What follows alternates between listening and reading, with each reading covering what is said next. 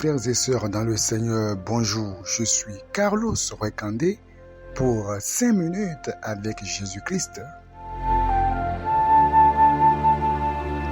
Le thème que nous abordons aujourd'hui est Dieu protège les siens.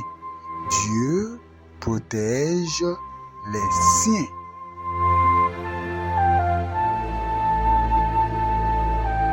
Dans le livre de Psaume chapitre 91, nous lisons « Celui qui demeure sous l'abri du Très-Haut repose à l'ombre du Tout-Puissant.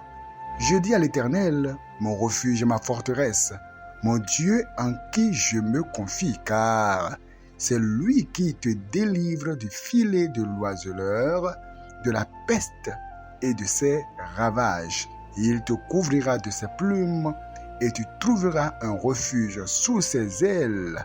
Sa fidélité est un bouclier et une cuirasse. » Ces versets nous montrent clairement que lorsqu'on se repose en l'Éternel, eh bien, Dieu nous protège. Lorsque nous acceptons Jésus-Christ dans notre vie comme notre Seigneur et Sauveur personnel, en nous détournant de tous nos péchés, eh bien, nous sommes désormais sous la couverture du Très-Haut. Dieu veille sur nous et Jésus-Christ a même dit que même les cheveux de notre tête sont comptés. Oui, vous devez croire que Dieu a ses yeux sur vous, que Dieu combat pour vous, que Dieu vous protège. Vous devez savoir que vous êtes gravé dans la paume de la main de Dieu et qu'il veille sur vous, sachant le plan qu'il a pour vous, et il veille à ce que ce plan soit réellement accompli. Eh bien, c'est l'histoire d'un frère qui était allé prendre de l'essence dans un bidon. Après avoir acheté l'essence dans le bidon, il l'a emballé dans un sachet. Donc le bidon était emballé maintenant dans le sachet.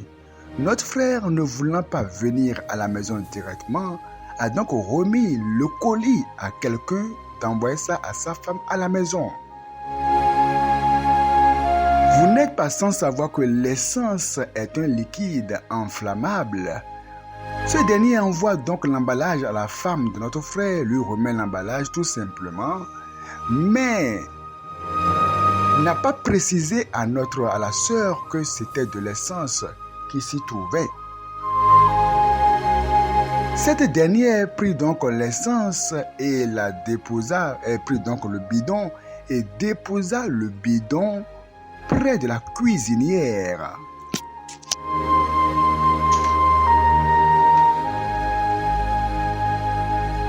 Elle continua ses choses comme si de rien n'était. Elle alluma le feu de cuisine, c'est-à-dire la cuisinière.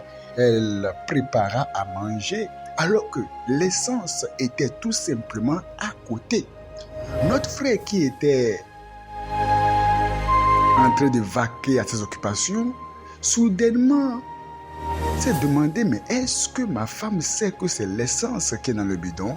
Alors il a couru à la maison pour interroger sa femme. Où est le bidon qu'on t'a envoyé? Où est l'emballage? Elle dit, j'ai posé l'emballage à ce niveau-ci. C'était tout simplement à côté de la cuisinière, alors qu'elle préparait même à manger. Le frère a donc vite fait d'enlever le colis de là, notifiant à sa femme que c'était de l'essence qui était dans la cuisinière. Dieu avait donc protégé notre sœur en Christ, avait protégé son foyer contre l'incendie. Un Dieu qui veille sur les siens.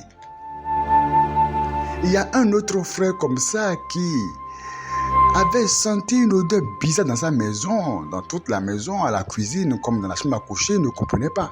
Mais il voulait préparer à manger. Il se met à chercher la bûchette d'allumettes, le carton d'allumettes, la boîte d'allumettes, je veux dire.